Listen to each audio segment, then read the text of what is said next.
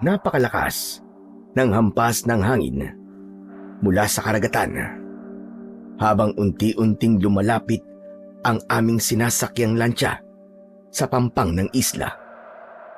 Nakatayo ako sa unahan ng sasakyang pandagat at pinagmamasdan ang kabuuan ng lugar. Napakaputi ng buhangin sa dalampasigan at napakalinaw ng tubig. Parang isang paraiso ang lugar na pupuntahan namin. Ngunit, paraiso nga ba? Magandang araw po sa inyo, Sir Blair.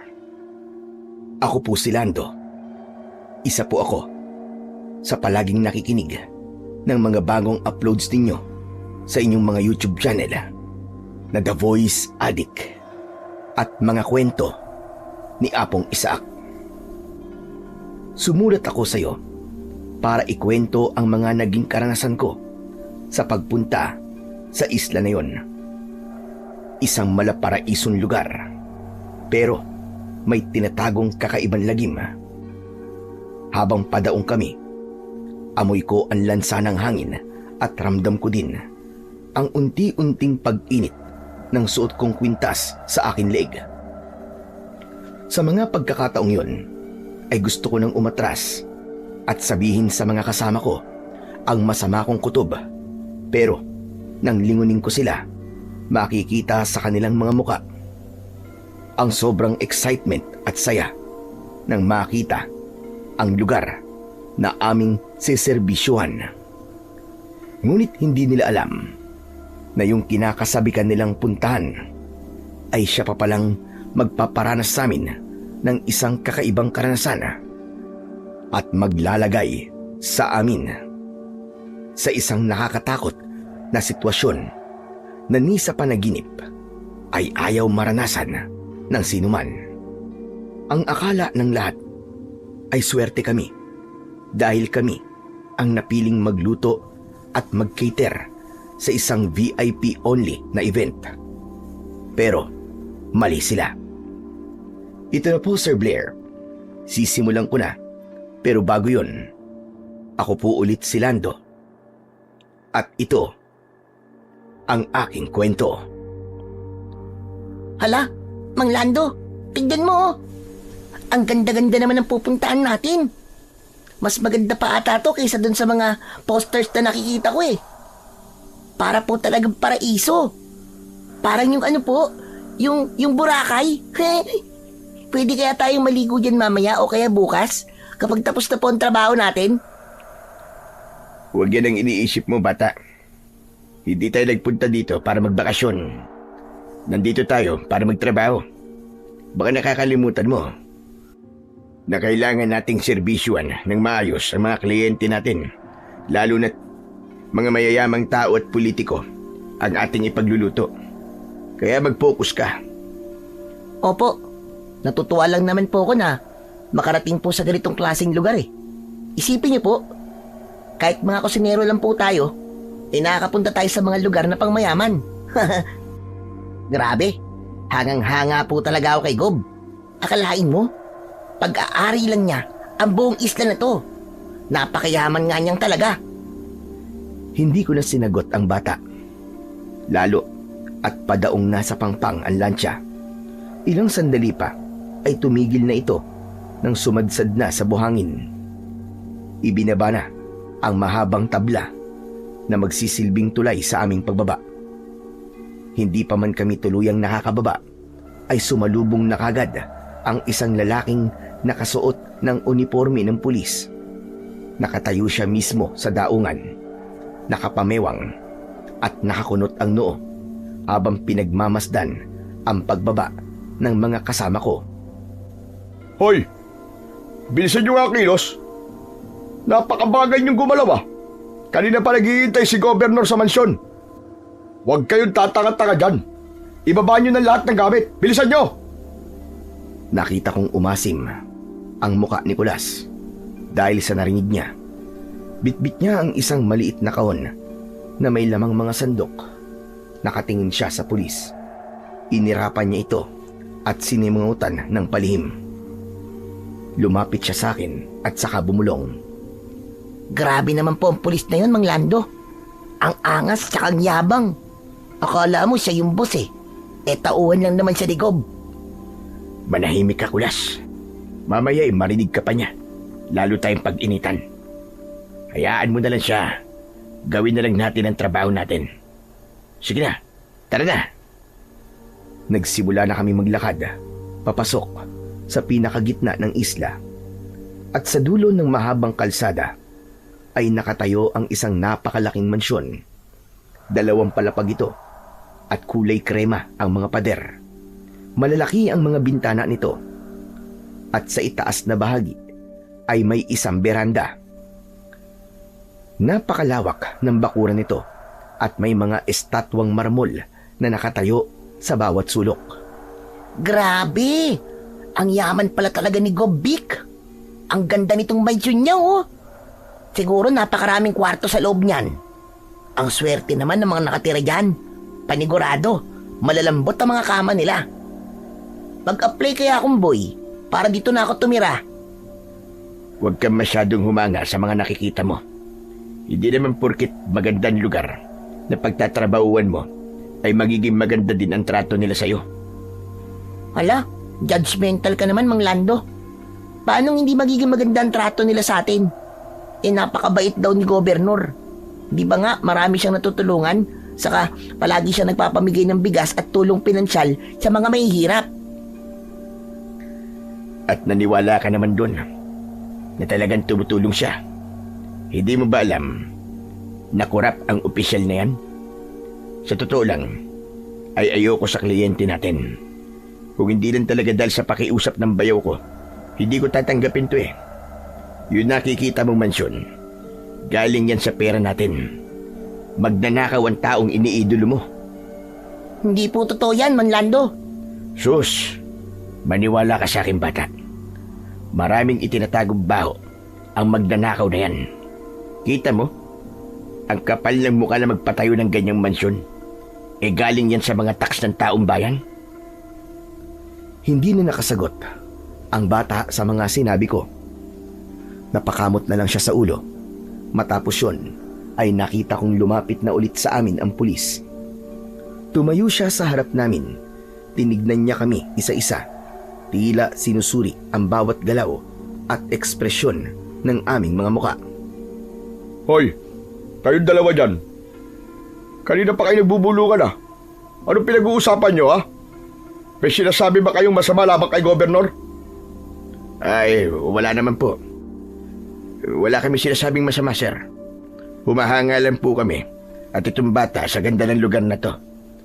Ngayon lang daw po siya nakakita ng ganito kagandang bahay. Pagpasensyaan niyo na po, sir, kung nagbubulungan ho kami. Mabuti naman kung ganun.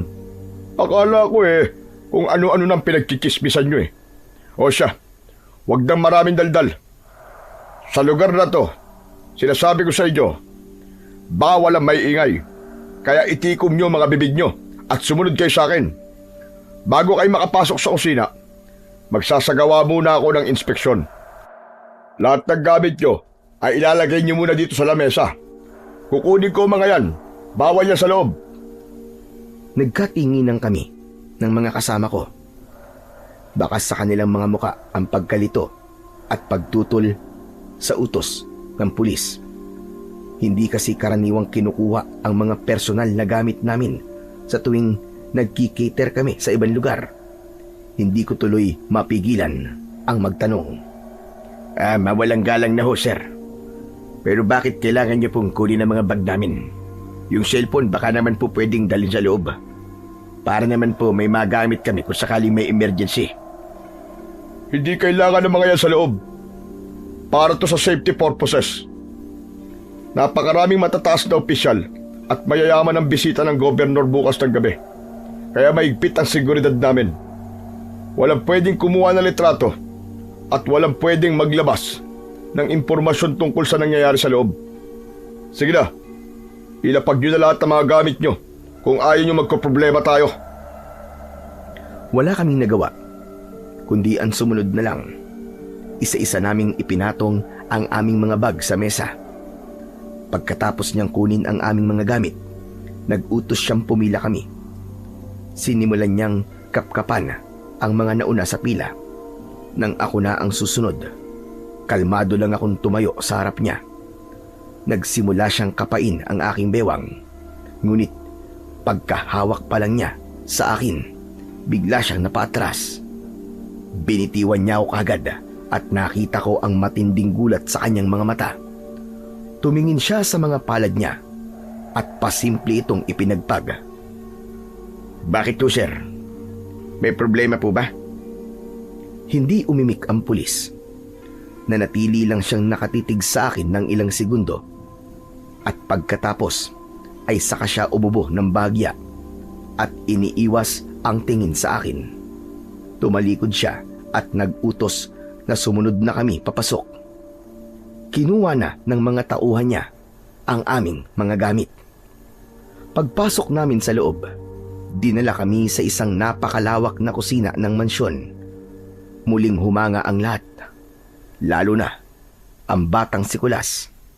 Hindi siya makapaniwala na magluluto kami sa ganong kagarbong kusina. Ang mga counter ay gawa sa purong stainless. Ang mga oven ay malalaki at siguradong mamahalin. At yung mga kaldero ay nakasalansan ng maayos. Nakahanda na rin sa mga mesa yung mga sariwang gulay at iba pang mga sangkap na lulutuin namin para sa piging na gaganapin bukas ng gabi. Ngunit bilang isang veteranong tagaluto, naging matalas ang mga mata ko. Habang tinitignan ko ang mesa kung saan naroon ng mga sangkap at doon sa mga estante, napansin ko na walang mga bawang, luya at sibuyas na karaniwang ginagamit sa paggisa at pampalasa ng mga putay. Wala rin akong nakitang asin. Lumapit ako sa pulis at nagtanong, Sir, bakit walang mga bawang at asin at luya dito sa kusina? Paano sasarap ang luto namin kung walang ganong sangkap dito? Hindi ako makapagluluto ng maayos kung kulang ang rekado." Di ba? Ikaw ang pinakamagaling na kusinero sa lalawigan? Yun ang ibinibida ng may-ari ng catering eh. Saka sikat kayo, di ba? Gawan mo na lang ng paraan. Binayaran namin kayo ng malaki para sa abilidad ninyo. Kaya ipakita mo ngayon kung gaano ka kagaling. Kahit kulang ang sangkap. Ano sabi mo? Nag-init ang tenga ko sa sinabi niya. Tama siya.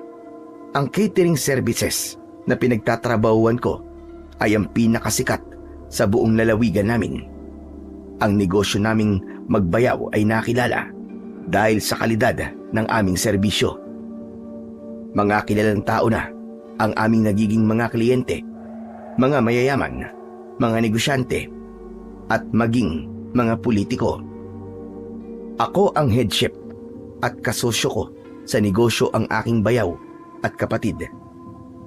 Kilala na din ang pangalan ko pagdating sa kusina at sa pasarapan ng luto. Kaya naman, ganun na lamang ang inis ko nang hamunin ng pulis na ito ang kakayahan ko. O ano? Kaya mo ba, ha? O kukuha na lang kami ng ibang kusinero at papauwi na namin kayo? Kaya ko. Talaga, ha? O sige. Basta't siguraduhin mo lang na masasarapan ang mga bisita dahil lagot kayo sa akin kapag palpak ang pagkain na iluluto ninyo. Hindi niyo magugustuhan ang gagawin ko kung masisira ang mahalagang selebrasyon na ito. Huwag kayo mag-alala, sir. Sa tagal ko na sa negosyong ito, gamay na gamay ko na ang mga pagkain. Kaya kong pasarapin ang lahat ng mga putay kahit kulang sa rekado. Mabubusog ang mga bisita ninyo. O siya, sige. Magluto na kayo ng para sa tanghalian. Kailangan makakain ang mga tauhan dito. Oo nga pala. Bawal kayong lumabas dito sa kusina hanggang di kayo tapos sa inyong trabaho. Ang trabaho nyo dito ay magluto lang, hindi ang mag-usisa sa labas. Naiintindihan nyo ba? Oo naman, sir. Malinaw pa sa sikat ng araw. Sige o, sir. Magluluto na po kami. Sige, bilisan nyo ang kilos. Medyo mayabang nga talaga ang lalaking yon. Pero hindi na lang ako nagpaapekto. Huminga ako ng malalim at pinigilan ang sarili kong sumagot ng pabalang. Lalo pa nang makita ko ang buong team namin na masasaya ang muka habang panay ang tingin at haplos sa mga makabagong kagamitan sa kusina. 20 kaming lahat na nandito sa loob, kasama ang mga tagahiwa, tagahugas at mga assistant cook ko. Ayokong sirain ang mood nila dahil sa isang aroganting bantay. Tumalikod na ang pulis at tuluyan ng lumabas ng kusina. Isinara nila ang malaking pinto. Maya-maya pa ay lumapit naman sa akin ang batang si Kulas. Hay, mabuti naman at umalis na yung piling amo na yon. Nakahinga na ako ng maluwag ngayon. Nakakatakot siyang tumingin. Parang laging galit sa mundo. Hayaan mo na yun, Kulas. Ginagawa lang naman yung trabaho niya. O sige na, mag-umpisa na tayo maghanda ng mga gagamitin natin. Kunin mo na yung mga maliliit na kutsilyo dyan at ihanda mo mga chopping board. Kailangan nating kumilos na mabilis. Sige po. Nagsimula na ang lahat sa kanya-kanyang trabaho. Pero ako, naglakad-lakad muna sa paligid. Tumigil ako sa pinakagitna. Napatitig ako sa saig. Ano pong tinitignan niyo sa sahig, Mang Lando? May nahulog po ba kayong gamit? Tulungan ko na po kayo maghanap. Wala, Kulas. Nakita ko lang. Ang ganda na saig nila. Napakakinis at halatang mamahali na materyales na ginamit. Sinusuri ko lang kung anong klaseng bato ito. Oo nga po eh. Ang ganda nga talaga. Kapag lumaki ako at nagkaroon ng maraming pera, ganito rin ang ipapalagay ko sa saig ng bahay ko. Sa liit mong yan, umaasa ka pa talagang lalaki ka ha? Baka paglaki mo kasing laki ka lang ng kaldero natin. Hala, si Mang Lando, grabe naman sa akin. Binibiro niya na naman ako eh. Huwag ganun, Mang Lando. Baka mamaya may dumaang anghel at marinig kayo. Tapos totohanin niya sinabi niyo. Kawawa naman ako kapag hindi na ako tumangkad. Biro lang naman yun. O sige na, pumunta ka na doon at simulan mo nang hugasan yung mga gulay. Napatitig sa akin si Kulas. Hindi niya agad sinunod ang aking ipinag-uutos. Lumapit siya sa akin at lumingon-lingon sa paligid bago bumulong. Mang Lando, bakit po kailangan pong ilak yung pinto? Tapos, kinuha rin po ang lahat ng mga gamit natin. Parang feeling ko po tuloy. Mga nakakulong tayo dito sa kusina Kulas, makinig ka. Alam mo, sa mundo ng mga makapangyarihang tao, lalo na kapag mga politiko, ang may pagtitipon, maigpit talagang seguridad. Nag-iingat lang sila. Di ba nga? Marami silang mga kalaban na pwedeng manggulo dito o manakit. Hindi nila tayo kilala, kaya doble ang ginagawa nilang paghigpit. Ayos lang naman tayo rito. Huwag kang mag-alala. Ganun po ba yun? Oo naman. Saka mas ayos nga to Kapag sarado ang mga pinto ng kusina, walang makakapasok na hindi otorisado. Walang makikialam sa mga niluluto natin. Tumango ang bata. Tapos ay inutusan ko na siyang hugasan ang ilang pirasong gulay na lulutuin namin para sa tanghalian. Naglakad palayo sa akin ang batang si Kulas. Pagkaalis niya, muli akong napatitig sa saig. Para kasing may nararamdaman akong kakaiba, pero hindi ko mawari kung ano. Ipinikit ko ang aking mga mata at hinawakan ang mutya ng luya na nakasabit sa aking leg. Lalong tumindi ang init nito. Tapos ay bigla kong nakarinig ng tila malakas na kalabog doon mismo sa ilalim ng saig na kinatatayuan ko. Mang Lando, tapos ko na pong hugasan ng mga gulay. Tara na po dito at ayusin niyo na po ang lulutuin.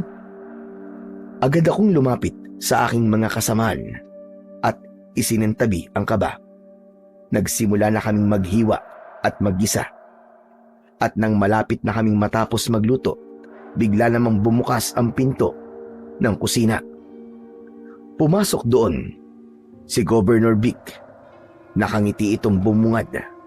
Naglalakad siya palapit sa amin.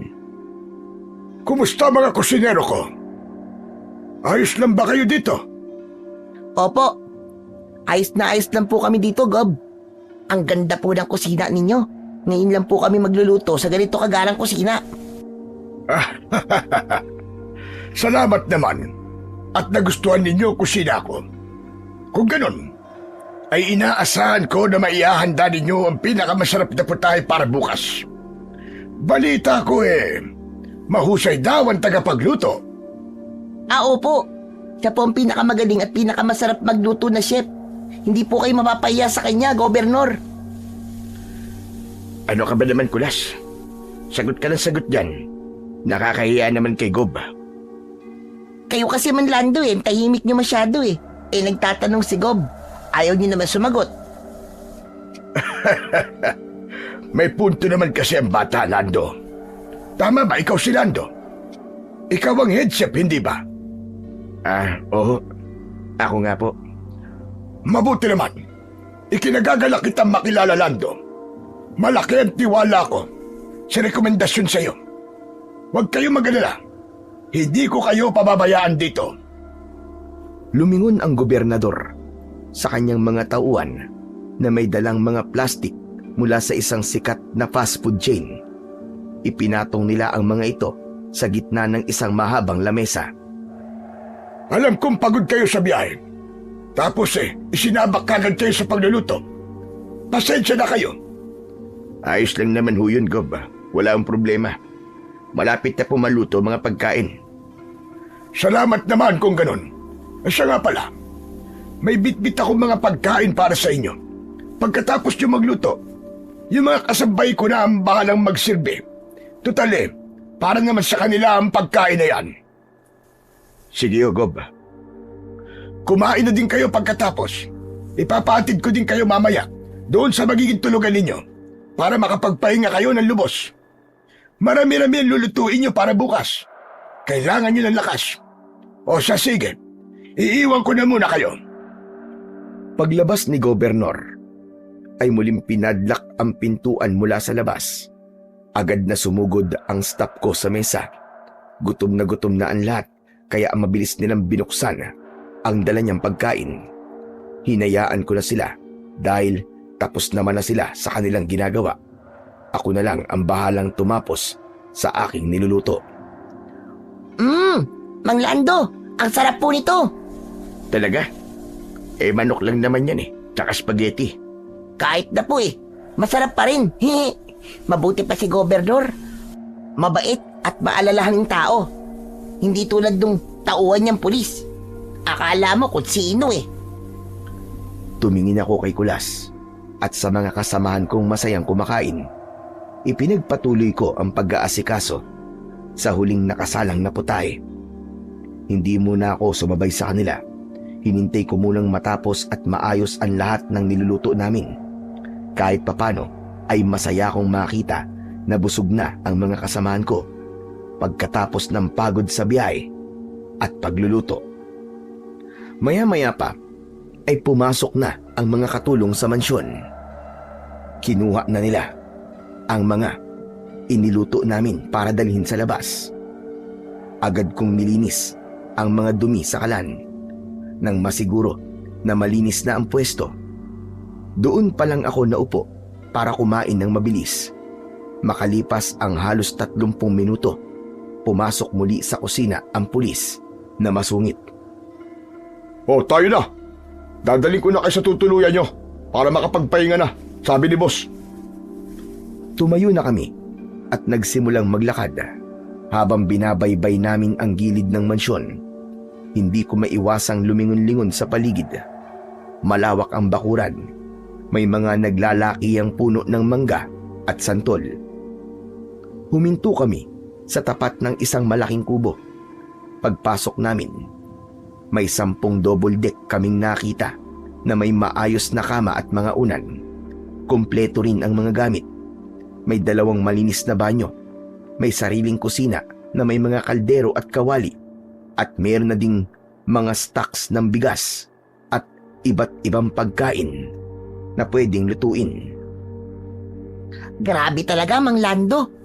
Ang bait talaga ni Governor Vic.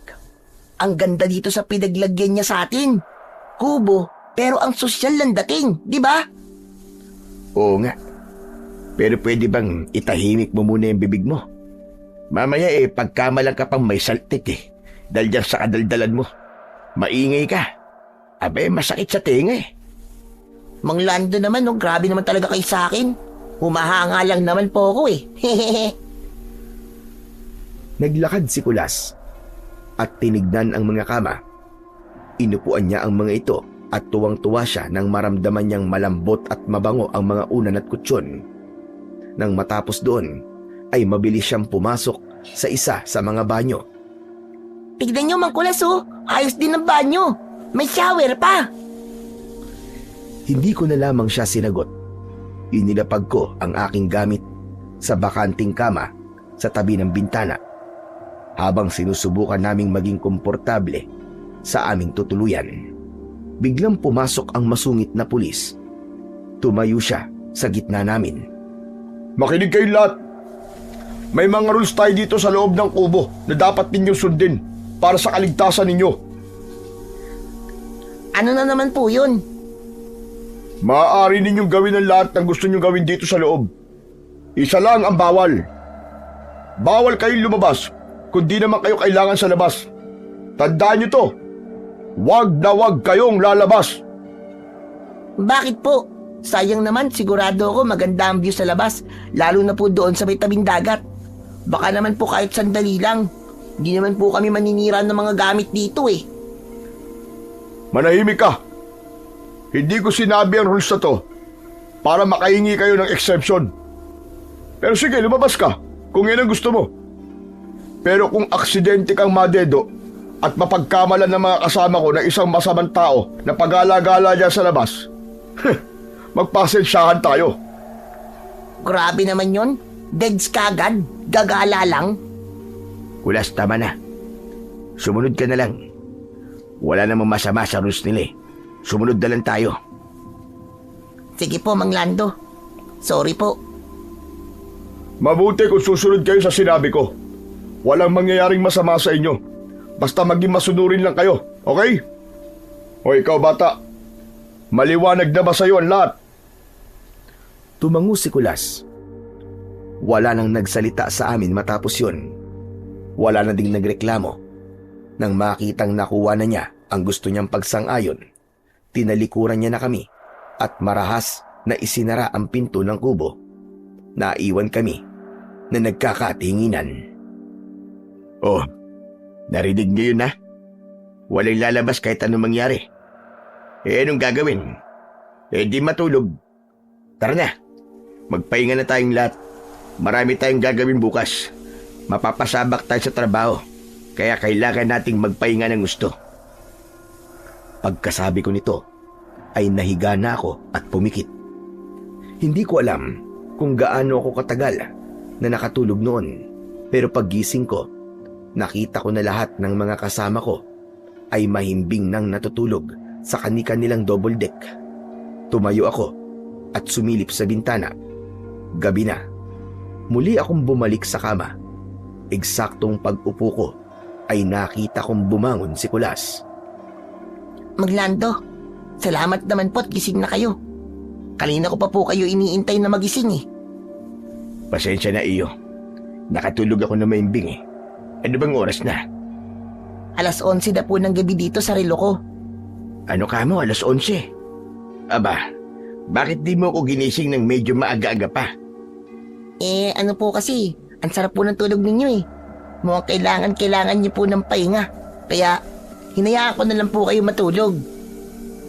Ikaw talagang bata ka Dapat ginising mo ko. Sino nagluto ng pagkain nila sa labas? Kayo, kumain na ba kayo? Hindi naman po sila nagtawag ng magluluto Baka po may pagkain pa po sila. Ay, siya nga po pala. Kumain na po kami. Tapos, ipinagtira po namin kayo ng pagkain sa kusina. Magapunan na po kayo. Salamat iyo. Walang anuman po. Muling nahiga si Kulas at ako naman ay dahan-dahang tumayo para pumunta sa kusina. Nakita ko sa mesa ang tinolang manok na niluto ng mga kasama ko. Naglagay ako ng kanin sa pinggan at muling ipinainit ang sabaw. Nang mainit na ito, isinaling ko na ito sa mangkok at saka ako naupo para kumain. Samantalang habang kumakain ako, ay may narinig akong nag-uusap. Dahan-dahan akong lumapit sa bintana at sumilip sa siwang ng kawayan. Nakita ko ang pulis na si Canlas. May kausap siyang isang tauhan na nakasuot din ng uniforme. Seryosong seryoso ang mukha nilang dalawa habang nag-uusap. Sa kasamaang palad ay hindi ko narinig ang kanilang pinag-uusapan. Masyadong mahina at parang ibang lengguwahe ang gamit nila. Ilang sandali pa ay mabilis din silang lumakad palayo at nawala sa dilim. Babalik na sana ako sa pagkainan, pero natigilan ako nang makarinig ng isang malakas na pagaspas ng pakpak. Mula sa itaas, may isang malaking nilalang na bumaba at lumanding ng suwabe doon mismo sa pwesto kung saan nakatayo ang dalawang lalaki kanina. Nagulat ako sa nakita kong nilalang. Meron itong mahahabang kuko sa paa na bumaon sa lupa. Ang balat nito ay kulay itim. Tapos yung mga pakpak niya ay parabang sa paniki pero malaki. Ang mga mata nito ay nanlilisik sa pula. Aswang? May aswang dito sa isla? Diyos ko, sinasabi ko na nga ba? Tama ang hinala ko. May masamang nilalang na naninirahan sa lugar na ito. Habang nakatitig ako sa nilalang, nakita ko siyang nagbago ng anyo. Ang mga pakpak niya ay lumiit hanggang sa tuluyang nawala. At ang kanyang muka na malahalimaw ay dahan-dahang nagbago. Sa loob ng ilang segundo, ang aswang ay naging tao.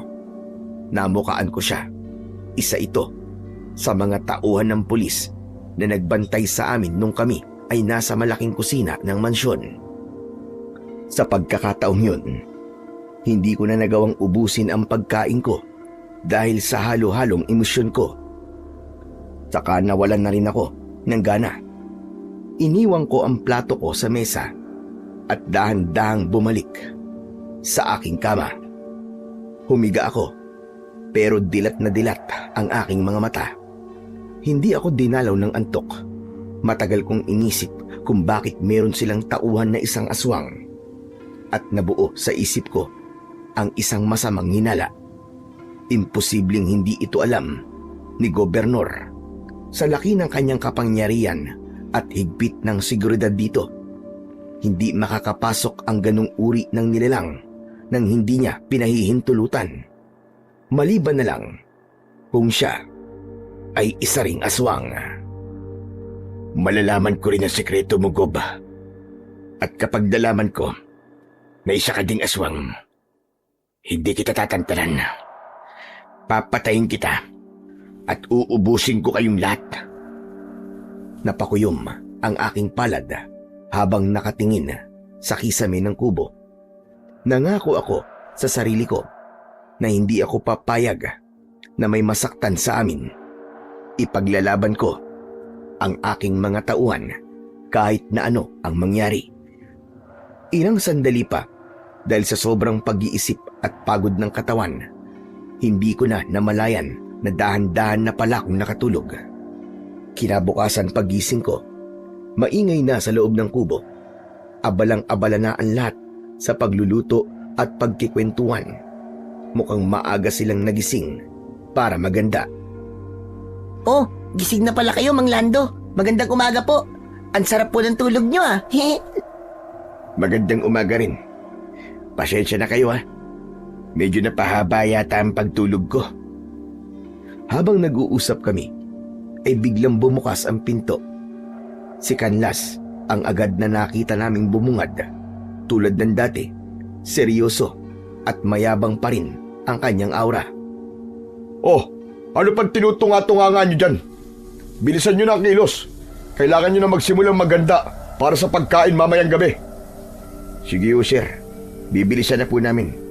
Susunod na po kagad kami. Tumingin lang sa akin ang lalaki. Tapos ay walang imik na tumalikod at umalis na para bang walang narinig. Naiwan niyang bagyang nakabukas ang pinto. Dahil sa kuryosidad, lumapit si Kulas sa may pinto at sumilip sa labas. Mang Lando, tingnan nyo. Mukhang maluwag na ang mga bantay ngayon. Pwede po kaya akong tumakas sandali? Gusto ko po sanang lumangoy sandali sa dagat. Uy, anong tatakas ang pinagsasasabi mo? Bumirmi ka rito, Kulas. Saglit lang naman, Mang Lando eh. Sayang kasi yung ganda ng view. Huwag na matigas ang ulo. Sinabi na nga bawal lumabas, di ba? Kapag may nangyaring masama sa iyo rito, ako malalagot sa mga magulang mo. Kaya umayos ka. Huwag mo kong bibigyan ng sakit ng ulo. Kayo naman po, di na po kayo mabiro. Masyado po kayong seryoso eh. Huwag po kayo mag-alala.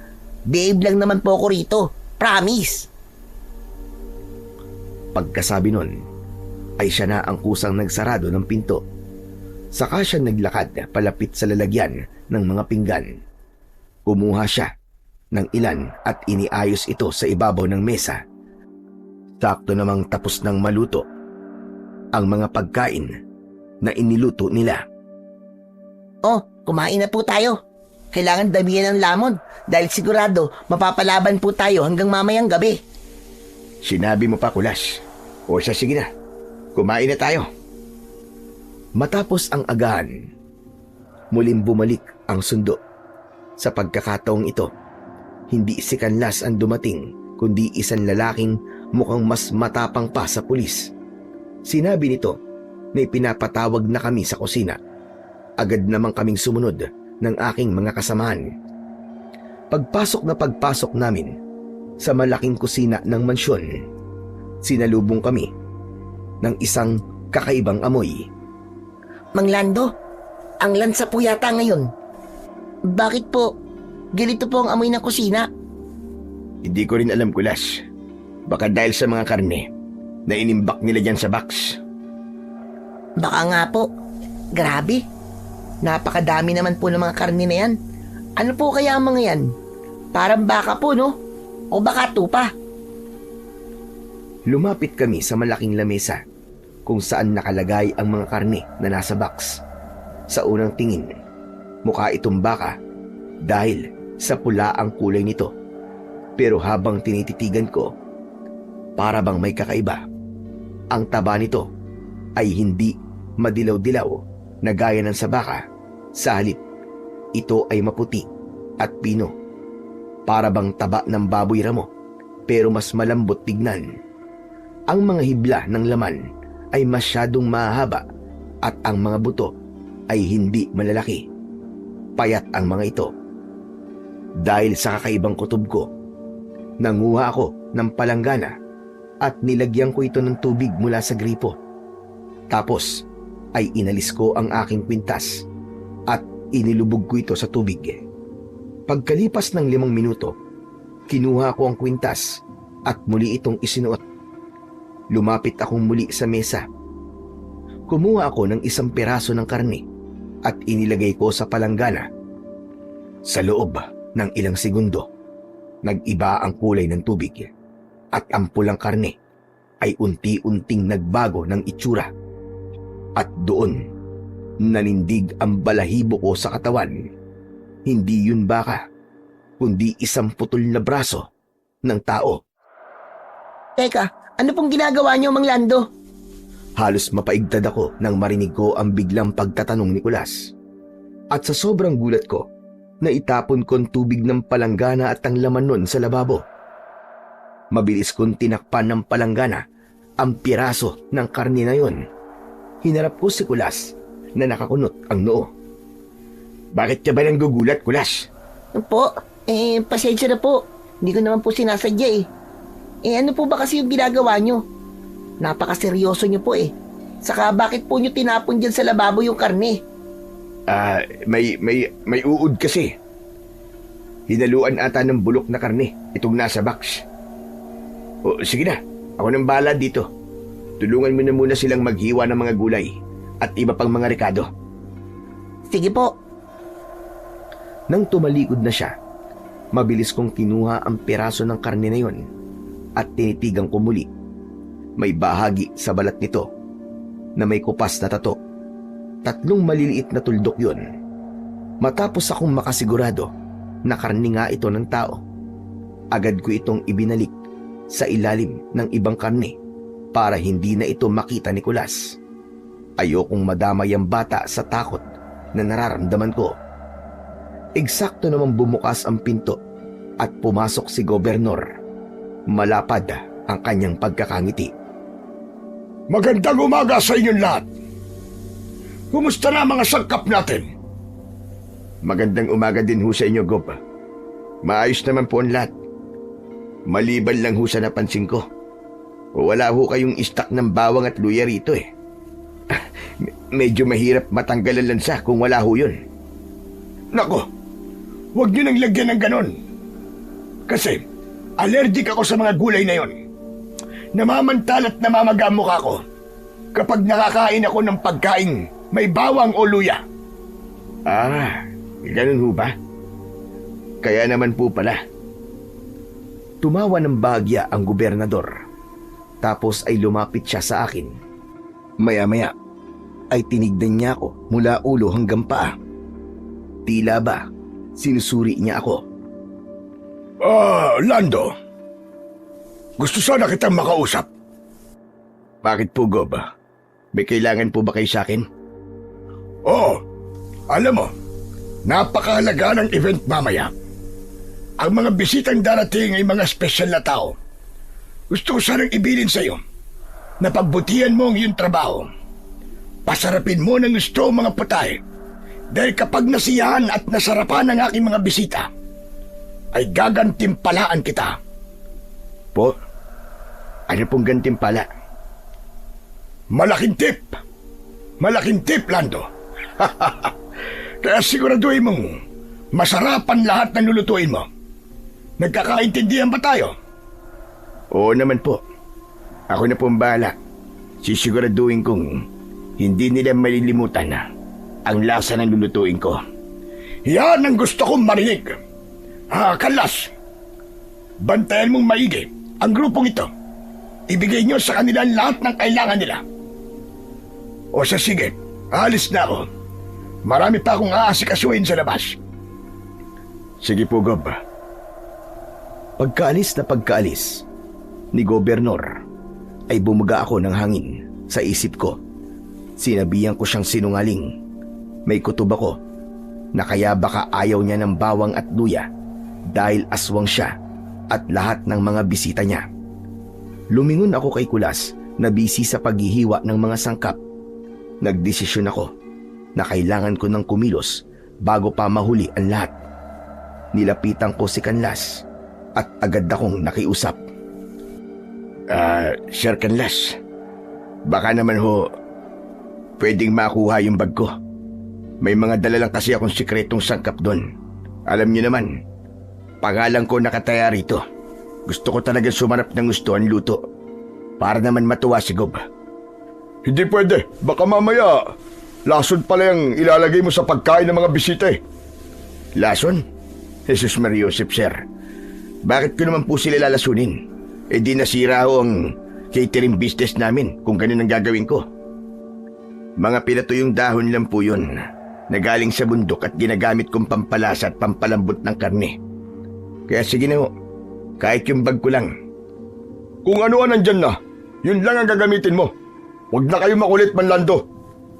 O sige, ganito na lang, sir. Para sa security nyo. Kapag nakuha na ang bag, itataktak ko sa harapan ninyo ang mga sangkap. Kahit natikman ko pa ito sa harap mo bago ko ihalo sa pagkain. Mapapatunayan kong simple at ligtas yun. Wala kayong dapat na ikatakot. O sige. Pero babantayan kita ha. Isang maling galaw mo lang, hindi ka na makakalabas ng kusinang ito ng buhay. Maliwanag ba? Oo sir, maliwanag. Salamat po. O sige na, kumilos na kayo dyan at kukunin ko ang mga gamit mo. Umalis si Canlas para kunin ang bag. Pagtalikod niya, mabilis kong pinunasan ang malamig na pawis sa noo ko. Lumingon ako kay Kulas na nakatingin sa akin ng may pagtataka. Binitiwan niya ang hinihiwang gulay at lumapit sa akin. Bakit po kayo pinagpapawisan, Manlando? May problema po ba? Wala naman. Pero ano kasi, Kulas, makinig ka sa akin. May masama akong kutob sa lugar na to. Pero huwag kang maingay ha. Kagabi, may nakita ko. Isang aswang. Ano po? May nakita kang isang... Mabilis kong tinakpan ang bibig ng bata. Dahil kasi sa gulat, ay hindi niya napigilan ang sarili na magsalita ng malakas. Nanlaki ang kanyang mga mata. Halos lumuwa sa takot habang nakatingin sa akin. Huwag ka nga sabing maingay eh. Gusto mo bang mamatay tayong lahat dito? Kapag nalaman nilang alam na natin ang sikreto nila, hindi na nila tayo palalabasin dito ng buhay. Dahan-dahan kong inalis ang kamay ko sa bibig niya.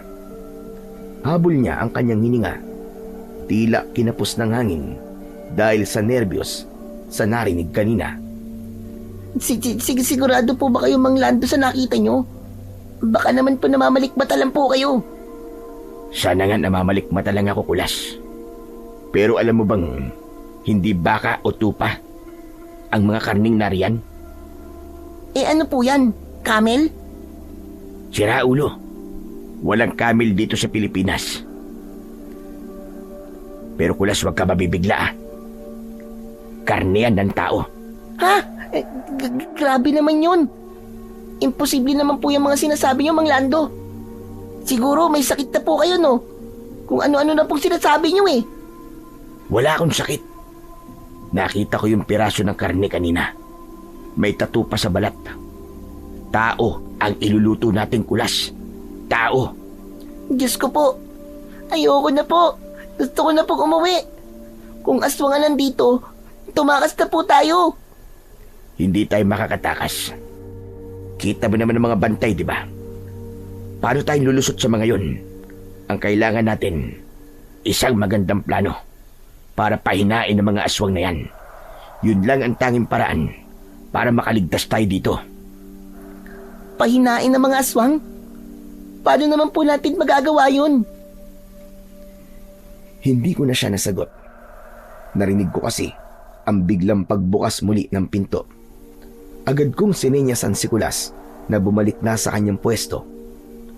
Agad naman sumunod ang bata. Bumalik na si Kanlas. Hawak ang aking bag. Tila nagulat din ang lalaki nang makita niya ang mabilis na paglalakad ni Kulas pabalik sa may counter kung saan sila naghihiwa ng mga gulay. Ano nangyayari dito ha? Bakit parang nakakita na multo ang batang yan? Namumutlang mukha niya. Wala ho, sir. Nailo daw po siya. Kaya yun, lumapit siya sa akin. Siguro, nahiya o natakot po sa inyo. Ganun ba? Paano yan? Makakapagtrabaho pa ba siya na maayos kung nahihilo pala? Magiging okay din po siya maya-maya lang. Ako na hong bahala. Mabuti naman kung ganun. Heto na ang bag mo. Siguraduhin mong walang laso niyan ha? Saka bilisan nyo. Parating na daw ang mga bisita ni Gob. Mabilis kong inabot ang bag ko. Agad ko itong binuksan at inilabas ang garapon na may lamang itim na pulbos. Kinuha ko ang mga karne at ibang mga sahog na nakahanda na. Isinalang ko na rin sa talyase. Ngunit bago ko budburan ng itim na pulbos ang pagkain, kumurot muna ako ng kaunti at saka ko yun isinubo.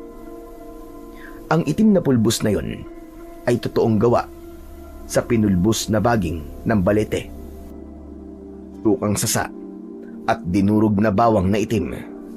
Dahan-dahan kong nilunok ang pulbos sa harap ng pulis. Mapait ito na medyo maanghang. Hindi ito nakakalason sa tao. Pero para sa mga aswang, kapag nakakain sila ng pagkaing may halo nito, tsak na manghihina sila pansamantala. Ayan sir ha. Tikman nyo rin kung gusto nyo. Pampalakas din ang katawan yan. Huwag na, sige na. Ituloy mo na ang pagluluto. Basta siguraduhin mo lang sa akin na hindi ka nagsisinungaling ha. kundi mananagot kan talaga. Pagkasabi nun, ay humarap na ako sa talyase. Nagsimula nang uminit ang mantika. Inihulog ko na ang mga karne at sinimulang isang kutsa kasama nung itim na pulbos. Maya-maya pa, pumasok muli si Gob. Kasunod niya ang ilang panauhin na nakasuot ng mamahaling barong at gown. Mukha silang mga kagalang-galang na tao. Maaaring mga politiko din yun o kaya naman ay mayayamang tao. Pero ang kanilang mga mata ay hindi normal.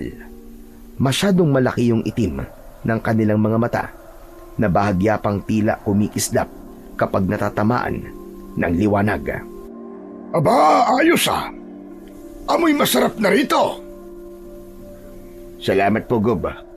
Oo nga pala. Mga kasama, siya ang chef cook natin. Rekomendado siya ng mga kaibigan natin. Kaya hindi tayo mapapahiya dyan. Siya si Lando, ang official head chef ng Ann Catering Services. Tumango ng bagya ang mga kasama ni Gobernador at sa kanilang mga mata nakita ko ang labis na tuwa at pananabik. Ang isa sa kanila ay kilalang artista at ang isa naman ay isang mayamang negosyante na madalas kong makita sa mga pahayagan. Nagpalitan sila ng magagandang komento tungkol sa Ann's Catering. Nalaman ko na naging kliyente na rin pala namin sila. Matagal na daw nilang alam ang kalidad ng serbisyo namin. Maya-maya ay lumapit si Gob sa niluluto ko. Sandali lang. Bakit ganyan ang kulay ng salsa? Abay parang kulay itim. Ganyan po talaga yan, Gob. Yan po ang pinaka-espesyal na putahe na iluluto at iahanda ko sa piging mamayang gabi. Sigurado ka bang masarap yan? Baka naman mapahiya ako sa mga bisita ko. Nako, Gob. Hindi po kayo mapapahiya. Pwede ko bang tikman? Hindi po pwede ay ano ho kasi, hindi pa po masyadong luto. Biro lang naman, Lando. Masyado ka naman kabado. Pero mukhang masarap talaga. Mabuti pa eh. Yan na lang ang ialay namin sa Reyna. Ano ho? Alay po sa Reyna? Oo. Yan na lang ang iaalay sa Reyna na kokoronahan namin ngayong gabi. Ah, kung ganun ho. Kung alay niyo po pala ito, hindi niyo kakainin. Abay sayang naman po ang timpla. Kung di niyo po matitikmang lahat, pinasarap ko pa naman ito ng gusto. Kakainin din namin yan siyempre. Pero yung hihirangin naming Reyna, siya ang unang titikim niyan. Bago kami pwedeng sumalo. O siya, sige na. Papabayaan ko na kayo dyan, ha? Kung may kailangan kayo, sabihin nyo lang dito sa tauhan ko si Canlas. Susunod yan sa inyo. Susunod? Piling boss pa nga yan eh. Paano susunod? Habang sabay-sabay kaming napalingon nang biglang sumingit sa usapan si Kulas. Nagulat ako sa sinabi niya. Bigla tuloy akong napalingon kay Canlas at nakita kong dumilim ang mukha niya. Tila hindi nagustuhan ang sinambit na yun ng bata. Di naman umimik si Gob. Ilang sandali pa ay lumakad na rin sila palabas ng pintuan. Agad na lumapit si Canlas kay Kulas. Doon ako na alerto ng konti. Binitiwan ko ang sandok at hinawakan ko ang isang kutsilyo. Hindi ko hahayaan na mapahamak ang batang alaga ko. Sa susunod, bata, huwag kang ganun makipag-usap kay Gob, ha? Matuto ka ng mabuting asal. Naiintindihan mo ba? Opo, pasensya na po, Sir Canlas, sa nasabi ko. Mabuti pa. Sumama ka sa akin. Teka, sandali lang. Saan niyo dadalhin ng bata? Pagpapahingayin ko lang. Mukhang di niya kaya magtrabaho eh. Kawawa naman. Teka lang naman. Huwag niyo siyang ilayo sa akin. Hindi ko siya sasaktan. Huwag ka mag-alala. Sige na, ituloy niyo na ang trabaho ninyo. Wala akong nagawa. Sa pilitang iginiya ni Canlas, si Kulas palabas ng kusina. Lumingon sa akin ng bata. Ang kanyang mga mata ay parang nakikiusap. Puno ng takot na hindi ko kayang burahin dahil alam kong mas mapapahamak ang marami kung lalaban ako. Paglabas nila, namayani ang katahimikan sa loob ng kusina. Makalipas ang ilang minuto, hindi na bumalik si Kanlas. Hanggang sa matapos ko na ang lahat ng mga putahe. Habang nagpapahinga kami sa loob ng mga kasama ko, pumasok ang mga serbidora ni Gobernur. Wala silang imik. Para silang mga robot na kinuha ang mga handa hanggang sa bumalik si Kanlas kasama ang mga tauhan niya. Pinapatawag na kayo ni Gob. Bakit daw? Dadalo daw kayo sa piging. Ano ka mo? At bakit? Hindi ko alam. Basta sumunod na lang kayo. Tara na. Wala kaming nagawa. Nakapalibot sa amin ang mga tauhan ni Kanlas. Naglakad kami papunta sa maluwag na bakuran ng mansyon. Pero laking gulat ko. Nang makarating kami doon, inaasahan ko kasi ang isang marangyang selebrasyon. Yung may mga makukulay na ilaw o mga bonggang dekorasyon. Kasi sabi nga, fiesta. Pero malayo ito sa mga engranding fiesta na nakasanayan ko. Mas engrande pa nga yung papiesta sa mga mahihirap na baryo. May mga mahahabang mesa na nakahanay at doon nakaupo ang mga mayayamang bisita. Walang magarbong palamuti sa lugar. Walang masayang tugtugan. Pero ang nakakuha ng atensyon ko ay yung bagay na nasa pinakagitna ng bulwagan. May bungo doon ng tao na nakatusok sa dulo ng kawayan. Sa tabi nito, may isang malaking kandila na itim na nakasindi. Anong klaseng piyesta ba ito? Bakit may bungo dyan, Kanlas? Anong klaseng kalokohan to? Ang nakikita nyo ay ang pista ng pagpuputo ng korona sa bagong reyna ng mga aswang. Ano sabi mo? Nagbibiro ka ba? Pilit akong tumawa, pero ang totoo ay gusto ko lang alisin ang takot na unti-unti nang nabubuhay sa mga kasamaan ko. Lalo pa at nakita ko silang tila na-eestatwa sa takot. Ang iba naman ay napahawak sa braso ng isa't isa nang marinig ang sinambit ng pulis. Pero si Kanlas, nanatiling seryoso ang kanyang muka, ni hindi siya kumukurap. Sa tingin mo ba mag-aaksaya ako ng laway para magbiro, ha? Saka wag ka na magkunwari. Huh, alam kong alam mo kung ano ang sinasabi ko. Paano mong nalaban? Alam ko kung ano ka. Pagdating mo pa lang dito sa isla, alam kong hindi ka karaniwang kusinero lang. Ramdam kita, Manlando. Isa kang albularyo o isang antingero. Tama ba ako?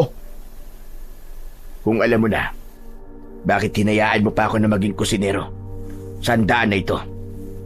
Dahil kailangan mangyari ang mangyayari.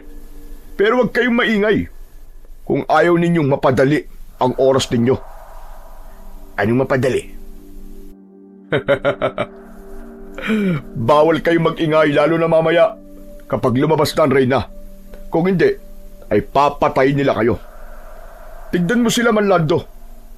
Ang lahat ng nakikita mo sa piging na ito, lahat sila mga aswang. Lahat sila ay kampo ng kadiliman na taon-taon kong magdaos ng pista sa islang ito. Natigilan ako. Ramdam ko agad ang pagtaas ng aking mga balahibo. Ang mga kasama ko, nagsimula na silang umiyak ng tahimik. Tinignan ko ang mga bisita. Kung titignan, ay para lang talaga silang mga karaniwang tao. Ang pistang ito ay hindi pista ng pasasalamat na gaya doon sa labas. Pista ito para magpalakas sila ng kanilang kapangyarihan sa pamamagitan ng pagkain ng laman at pag-inom ng dugo ng tao. Sandali.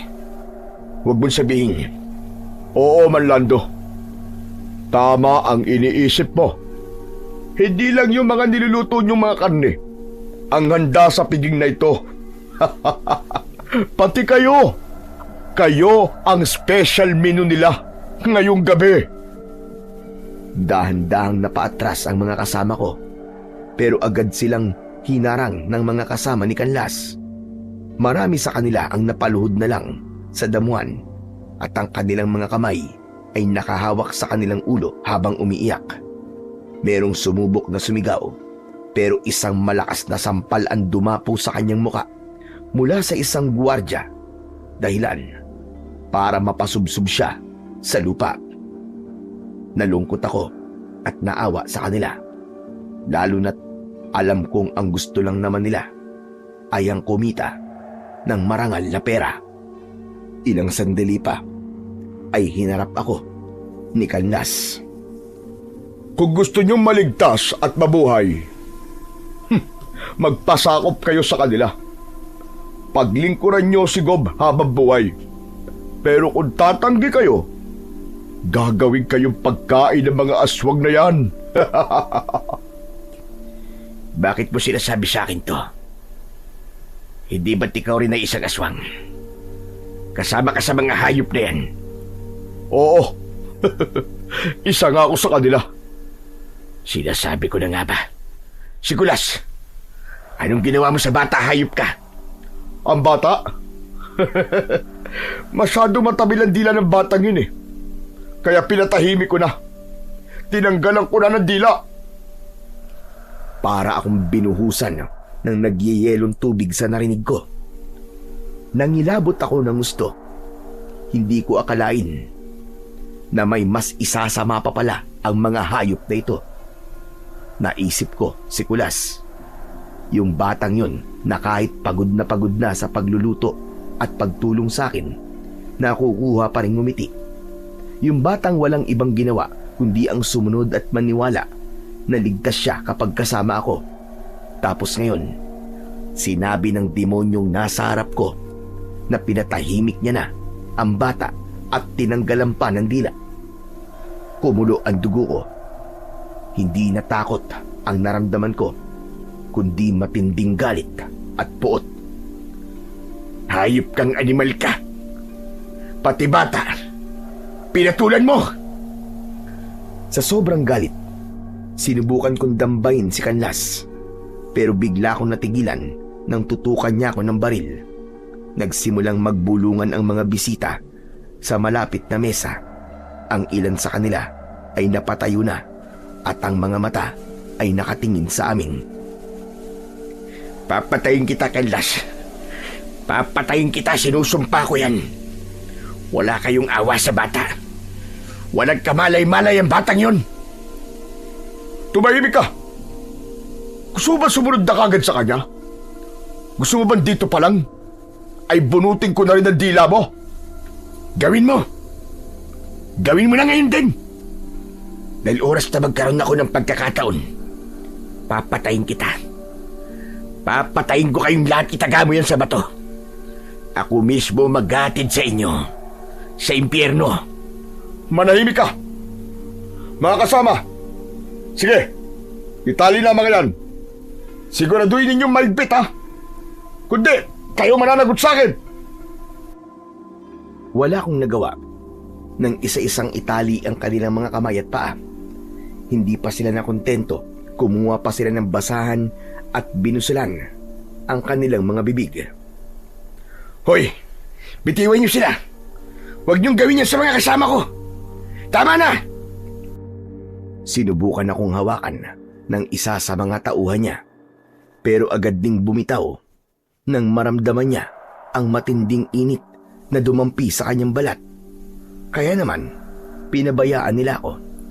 Tinutukan na lamang nila ako ng baril at pinagbantaan na kapag hindi ako umayos at tumahimik, ay papatay nila ako. Kung una ka mamamatay, kawawa mga tauhan mo. Sino magliligtas sa kanila? Nang marinig ko ang sinabi ni Kanlas, ay napaisip ako. Tama siya. Kung mamamatay ako, wala na silang pag-asa na makatakas. Walang magliligtas sa kanila. Sa sandaling yon, tumahimik ako. Muli nila kaming kinaladkad papunta sa isang sulok. Habang hinihila nila kami, nakita ko ang reaksyon ng mga bisitang nakaupo sa mahabang mesa. Imbis na maawa, natutuwa pa sila. Ang ilan sa kanila ay nagbubulungan habang nakatingin sa amin. Nakita ko kung paano sila magtinginan. Mas mukha pa silang excited sa laman at dugo namin kesa sa niluto naming putahe. Para kaming mga hayop na dinala sa katayan, at sila, ang tingin ko sa lahat ng mga bisita ay parang mga buwitre na nag-aabang ng mga kakaining bangkay. Napatingin ako muli sa bungo na nasa gitna. Doon ko napagtanto na ang lahat ng paghahanda ko sa kusina, ang lason na inihalo ko sa isang putahe, ay baka mauwi lang sa wala. Maya-maya ay tumahimik ang lahat. Ang lahat ng mata ay lumingon sa pintuan ng mansyon. Ayan na siya. Ang bagong reyna. Lumabas si Gobernador Vic. Suot ang kanyang itim na Amerikana, at sa tabi niya, naroon ang isang dalaga na nakasuot ng isang puting bestida. Tulala siya, tila isang manika na sumusunod sa bawat galaw ni Gobernador.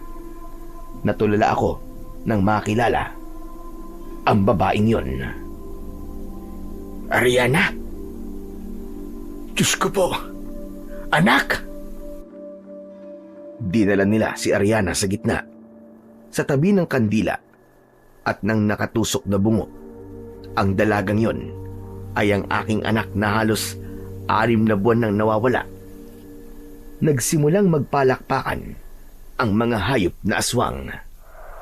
Mga kaibigan, narito na ang ating bagong reyna. Simulan na natin ang ating pista! Lalong naghiyawan ang mga tao sa bulwagan. Ang mga bisitang mayayaman ay nagsimula ng magbago ng kanilang mga anyo.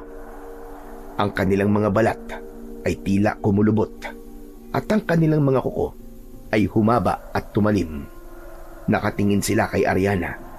Maya-maya pa ay inilapit sa kanya ang putahing may lason. Bigla kong hinawakan ng maigpit ang kamay ni Kanlas. Nagulat si Kanlas. Aray ko, ano ba? Bitiwan mo nga ako! Aray! Napapaso ako! Pilit niyang binabawi ang kanyang kamay, pero hindi ko siya binibitiwan.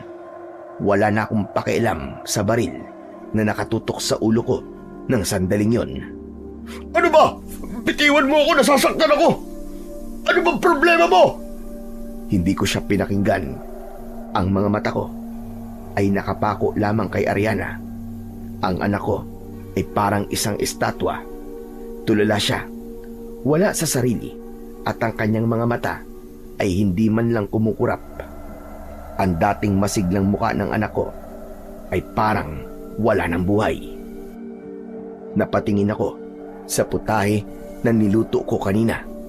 Kinilabutan ako nang mapagtanto ko na ang unang titikim sa putaheng tadtad ng lason ay ang sarili kong anak. Siya ang unang mabibiktima ng lason na ginawa ko para sa mga aswang. Nagtatalo ang isip ko ng mga oras na yon. Hindi ko alam kung anong gagawin ko. Kung hahayaan ko lang ba si Ariana na kumain nun, dahil siguradong malalason siya. Baka mamatay ang anak ko dahil isa na rin siyang aswang. Pero kung pipigilan ko ang seremonya, mapapahamak ang mga kasama ko. Papatayin nila kaming lahat agad-agad. Hanggang sa napatingin ako kay Kanlas. Kanlas, makinig ka sa akin. Huwag mong hahayaang makain niyang putahe. Anak ko siya. Si Ariana ang nawawala kong anak. May lason ang sasa niyan. Hinaluan ko ng lason. Binitiwan ko ang kanyang kamay. Napatingin siya sa akin. Pero yung mga tingin niya, walang emosyon. Wala siyang pakialam. Ni hindi nga siya nag-react nang marinig ang sinabi ko. Mangyayari ang dapat na mangyari, Manlando. Pagkasabi niya nun, tumalikod siya at naglakad palapit sa gitna kasama ang grupo niya. Naharangan ng mga malalaking katawan nila ang paningin ko. Hindi ko na makita kung ano ang ginagawa ni Ariana. Sa oras na yon, desidido na akong iligtas ang anak ko. Aabante na sana ako para sumugod, pero may biglang humawak sa braso ko at napalingon ako. Kulas? Paanong... Huwag po kayo maingay. Mamaya na po ako magpapaliwanag. Tara na po. Teka, saan mo ko dadalin? Paano sila? Alagan muna natin sila. Wala na po tayong oras. Sumama na po muna kayo sa akin. Mas maliligtas natin sila kung makikinig po kayo sa akin. Tara na po. Tinitigan ko ang mukha ng bata. Seryoso siya na nakikipag-usap sa akin. Sinamantala namin na abalaan lahat ng aswang sa ginagawa nilang seremonya dahil natatakpan kami ng malalaking katawan ng mga bangkay. Walang nakapansin sa aming pag-alis. Nang makarating kami sa isang madilim na bahagi ng bakuran sa likod ng mansyon, nagsalita kagad ang bata. Mang Lando, may natuklasan po ako sa isla at sa loob ng mansyon. May malaking basement po sa ilalim. Doon po mismo sa ilalim ng sahig ng kusina. Maraming tao po nandoon. Nakakulong po sila. Sila po yung mga nawawalang tao sa lalawigan natin. Nandito silang lahat. Ikinulong sila sa ilalim. Si Gobernur po, siyang may kagagawa ng lahat ng kaguluhan at pagdukot ng mga tao sa probinsya natin. Mga hayop talaga sila. Mga hayop silang lahat. Humanda sila sa akin. Papatayin ko sila. Sandali lang po. Hindi natin kaya ang ganyang kadaming aswang. Pero wag po kayo mag-alala. May tutulong na po sa atin. Sila po, tutulungan po nila tayo. Mula sa likod ng mga puno, isa-isang nagsilabasan ang mga taong sinasabi niya. Mga lalaki at babae na payat at puro dumi ang mga damit. Namangha ako nang makita ko silang may kanya-kanyang mga bitbit na sandata. May hawak silang mga itak, pamalo, matutulis na kahoy at yung iba ay may hawak pang ang baril. Paanong nakawala kayo? Akala ko ba nakakulong sila sa basement ng mansyon? Huwag na po kayo magtanong ngayon. Tsaka ako na lang po ipapaliwanag kung ano nangyari.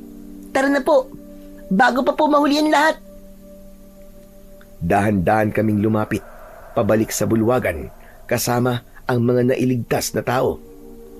Sumilip kami mula sa likod ng mga halaman.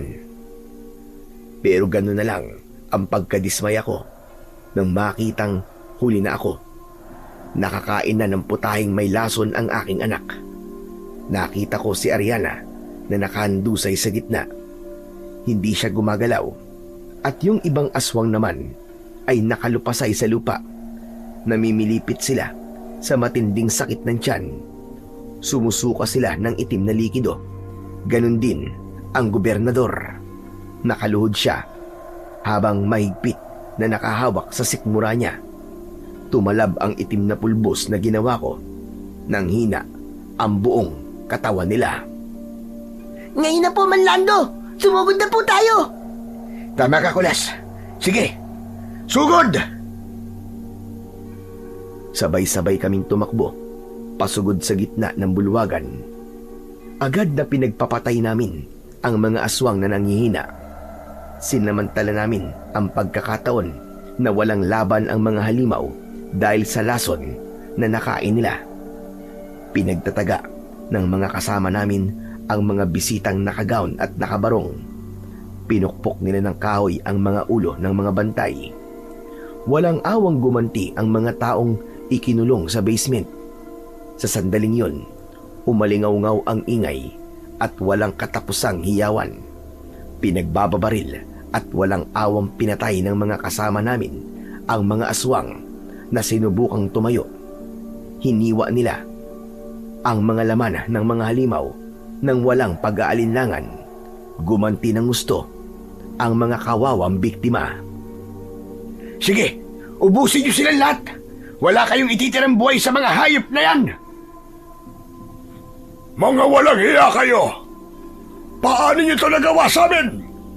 Ikaw, Hayop ka! Anong nilagay mo sa pagkain namin? Ano pa nga ba? Eh di lason. Nilagyan ko ng lason ang pagkain ninyo. Mga diablong buwang kayo. Hayop ka! Nilansi mo kami! Ikaw ang hayop. Ikaw ang manloloko. Naging idolo pa naman kita kasi akala ko mabait ka at talagang tumutulong sa mga mahihirap. Pero hindi pala. Isa pala kayong kampo ni Satanas. Ang sama ninyo. Ang dapat sa inyo, sinusunog sa impyerno. Tumahimik ka! Nagmura si Gobernador. Galit na galit siya sa nangyari. Kahit namimilipit sa sakit ng tiyan, nagawa pa ninyang manlaban. Tumayo siya at sinalubong ang isang lalaking may hawak na pamalo. Hinawakan ni Gobernador sa leeg ang lalaki at binali niya ang buto nito sa leeg. Natumba ang lalaki at agad na namatay. Hala, napakalakas pala niya, Manlando. Ano pong gagawin natin? Natatakot po ako. Baka hindi na tayo makauwi. Kailangan nating manalig at maniwala na kaya natin tukulas. Huwag kang panghinaan ng loob. Makakauwi tayong lahat. Huwag ka mag-alala. Lalaban tayo. Papatayin natin silang lahat. Hindi pa man kami nakakakilos ni Kulas, ay nagpakita na naman ng kakaibang lakas si Gobernador. Tumingin siya sa lalaking susugod sana sa kanya. Tinitigan niya lang ito ng masama. Tapos ay bigla na lamang itong humandusay at sumuka ng dugo bago tuluyang namatay. Sa sobrang galit ko ay inagaw ko ang sibat na hawak ni Kulas. Ngunit bago pa man ako makasugod, biglang umungol lang napakalakas si Gobernador Vic. Nanlaki ang mga mata ko. Nang nag-iba ang buong itsura niya, nagkaroon siya ng maitim at malapad na pakpak. Naging mabalahibo din ang kanyang buong katawan. Tinubuan siya ng malaking buntot sa likod at ang mga pangil at kuko niya ay naging mahaba at matalim. Mas malaki siya at mas mukhang malakas kesa sa mga aswang na kasama niya sa isla.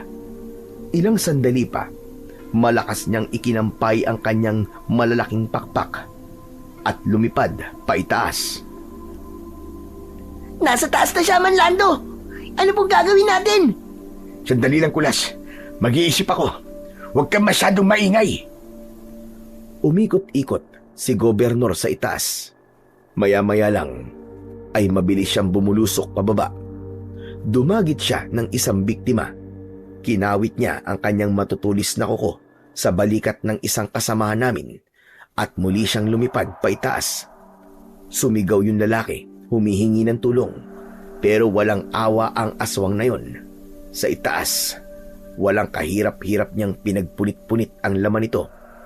Tila umulan naman ng sariwang dugo sa ibabaw namin. Nang matapos niyang patayin ang lalaking yon, muli na naman siyang dumagit ng isa pa at muli niya itong pinatay. Hayop kan talaga, Gobernador. Bumaba ka dito! Makipaglabang ka ng patas sa akin! Bumaba ka! Tuwan-tuwa siya, Manlando. Mukhang minamalit ka ng aswang na yan. Hayaan mo siyang tumawa, Kulas. Mas madaling asintayin ang aroganting kalaban. Masyado siyang bilib sa sarili niya. Huminga ako ng malalim. Itinaas ko ang sibat na hawak ko. Inihanda ko ang aking katawan para sa isang malakas na paghagis ng sibat. Kailangan ko lang ay isang maganda at tamang tiyempo para masapul ko ang hayop na aswang. Inabangan ko ang bawat pag-ikot niya. Pinag-aralan ko ang bilis ng kanyang paglipad. Naghintay ako ng eksaktong sandali na bubulusok siya ulit pababa para dumagit ng tao. Hanggang sa napahawak ako ng maigpit sa sibat na nasa aking kamay. Iahagis ko na sana ito nang biglang may sumira sa konsentrasyon ko. Manglando! Sa likod nyo! Sa sandaling yun, paglingon ko ay may papalapit na aswang sa akin.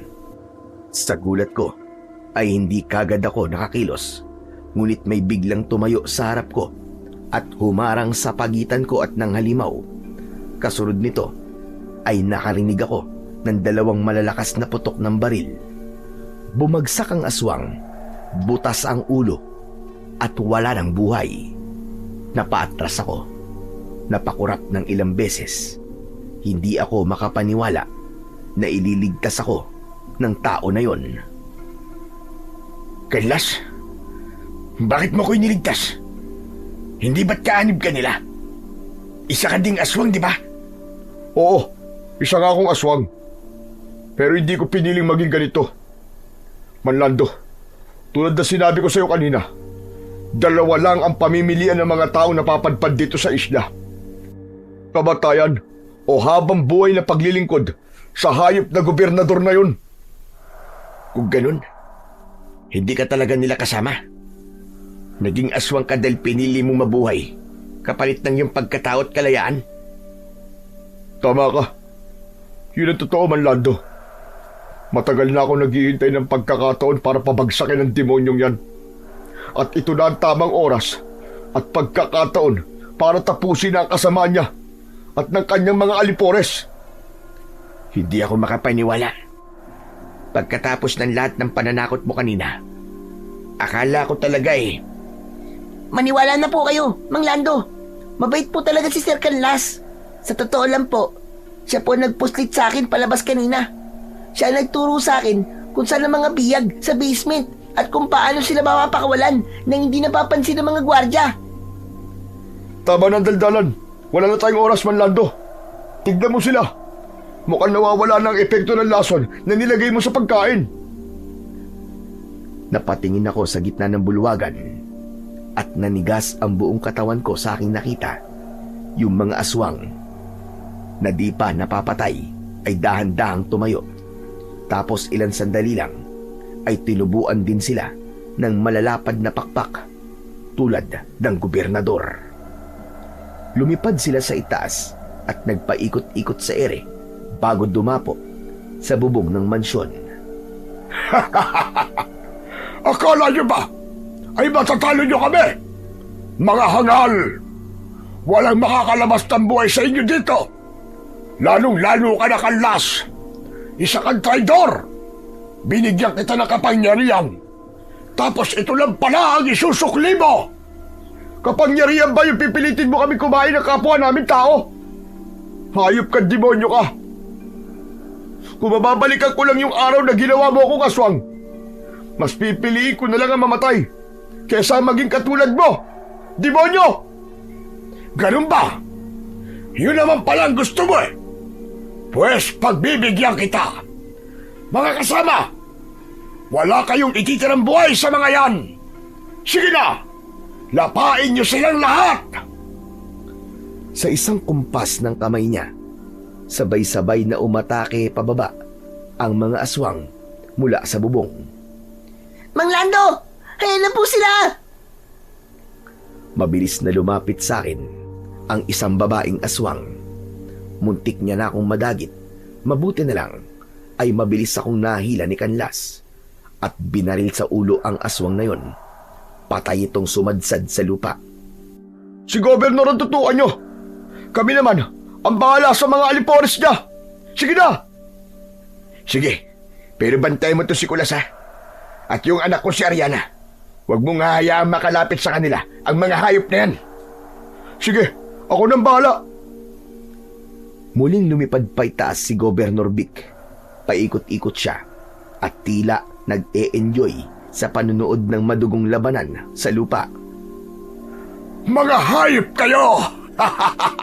Uubusin namin kayong lahat! Huwag kang duwag, Governor! Harapin mo ako! Magtapatan tayong dalawa! Talagang gusto mo mauna? Sige! Pagbibigyan kita! Bumulusok siya ng napakabilis. Agad ko namang inihanda ang sarili ko. Inasinta ko siya sa kanyang dibdib. Ngayon na po, Mang Lando! Sige na! Patayin mo na ang demonyong yan! Ibinuhos ko ang lahat ng lakas ko sa kanang braso ko at mabilis na inihagis ang sibat diretso palapit sa aswang. Mamatay ka na! Hayop ka! Lumipad na ang sibat sa hangin. Diretso papalapit sa aswang. Pero dahil sa malakas din ang pakiramdam niya at tuso siya, sa huling segundo ay nagawa pa rin niyang umiwas. Hindi tumama ang sibat sa puso niya, kundi sa kaliwang pakpak lang. Hayop kang animal ka! Katapusan mo na! Pagbagsak ng aswang, nagkagulo na ang lahat. Sabay-sabay na sumugod ang mga naging biktima ng kalupitan niya. Lumapit sila at pinagtataga ang pakpak niya para hindi na siya makalipad muli. Ngunit malakas pa rin siya. Nagawa pa rin niyang manlaban. Napapaatras ang mga tao sa tuwing iwinawasiwas niya ang malaki niyang buntot. Tigilan niyo ako! Mga hungang kayo! Kung akala ninyo'y matatapos niyo ako ng ganito lang, hindi mangyayari yon! Kayo ang papatayin ko! Lumapit sa akin si Kanlas. Ibinigay niya sa akin ang kanyang baril. Pero tinanggihan ko ito. Hindi ako marunong gumamit nun. Kaya naman, imbis na kunin ko ang baril, ay nanghingi ako ulit ng isa pang matulis na sibat. Agad naman nila akong inabutan. Muli ay inihanda ko ang aking sarili. Pero habang nakatutok sa aswang ang sibat, imbis naman na matakot, ay lalo pa siyang tumawa ng malakas. Kita ko ang inis at gigil ng mga kasama ko, lalong-lalo na si Kanlas. Anak ng teteng, parang awa mo na! Patayin mo na ang hayop na aswang na yan!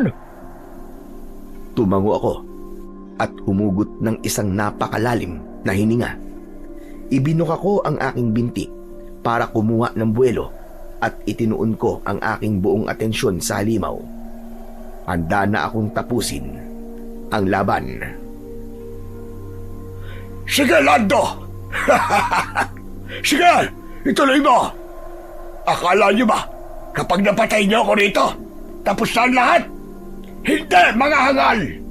Marami pa akong kasamaan sa buong probinsya at sa iba't ibang sulok ng Pilipinas. Hindi matatapos ang kasamaan kahit mapatay niyo pa ako ngayon!